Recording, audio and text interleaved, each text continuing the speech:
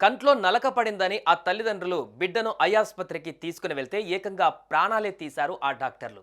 మత్తుమందు అధిక డోసులో ఇచ్చారో లేక ఏ ఇంజెక్షన్ ఇచ్చారో కానీ ఉదయం ఆస్పత్రికి నడుచుకుంటూ వచ్చిన బాలిక స్ట్రెచర్పై విగతజీవిగా తిరిగి వచ్చింది.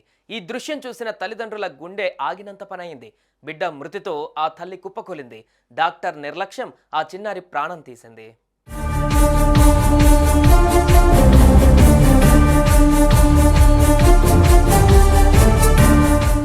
ఈ ఘటన మరెక్కడో కాదు, హైదరాబాద్ ఉప్పల్లో జరిగింది.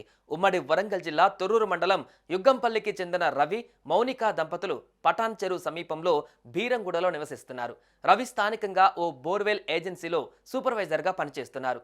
వారి కుమార్తె 6 ఏళ్ల హన్విక ఇంటి ముందు ఆడుకుంటుండగా కర్ర ముక్క కంట్లో గుచ్చుకుంది. నొప్పితో అల్లాడిపోతున్న చిన్నారిని చందానగర్లోని ఆనంద్ ఐ ఆస్పత్రికి తీసుకువెళ్లారు. కంటి చుక్కల మందు ఇచ్చి ఇంటికి పంపించిన వైద్యులు కాసేపటికే ఫోన్ చేసి సర్జరీ చేయాలని హబ్సీగూడలో ఉన్న తమ ఆస్పత్రి బ్రాంచ్కు తీసుకువెళ్లాలని రిఫర్ చేశారు. దీంతో దంపతులు హన్వికను తీసుకుని శుక్రవారం మధ్యాహ్నం హబ్సీగూడలోని ఆస్పత్రికి వెళ్లారు.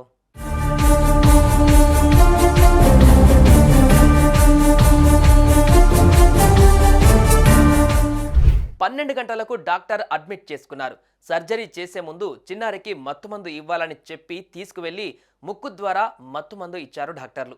ఆ తర్వాత సర్జరీని చేశారు. కానీ మత్తు కారణంగా చిన్నారి ఎంతసేపటికి స్పృహలోకి రాలేదు. దీంతో తల్లిదండ్రులను పిలిచి విషయం చెప్పారు. కాసేపటి తర్వాత చిన్నారి బాగానే ఉందన్నారు. ఇంతలోనే పరిస్థితి సీరియస్గా ఉందని అన్విక కుటుంబ సభ్యులకు సమాచారం ఇవ్వకుండానే రెయిన్బో ఆస్పత్రికి చిన్నారిని షిఫ్ట్ చేశారు. కానీ అప్పటికే పాప గుండె కొట్టుకోవడం ఆగిపోయింది. అయితే హన్విక ఆరోగ్య పరిస్థితిపై ఆనంద్ ఐ ఇన్స్టిట్యూట్ సిబ్బందిని విచారించగా రెయిన్బో ఆస్పత్రికి తరలించారని తెలిపారు.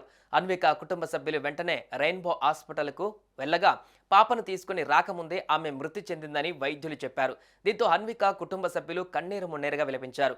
హన్విక మృతదేహాన్ని తీసుకుని ఆనంద్ ఐ ఇన్స్టిట్యూట్ వద్దకు వెళ్లి ఆందోళన చేపట్టారు.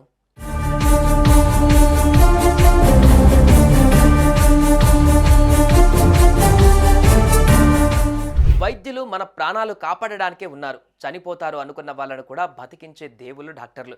కానీ కొందరి నిర్లక్ష్యం కారణంగా ఇలాంటి ఘటనలు జరుగుతున్నాయి, ప్రాణాలు పోతున్నాయి.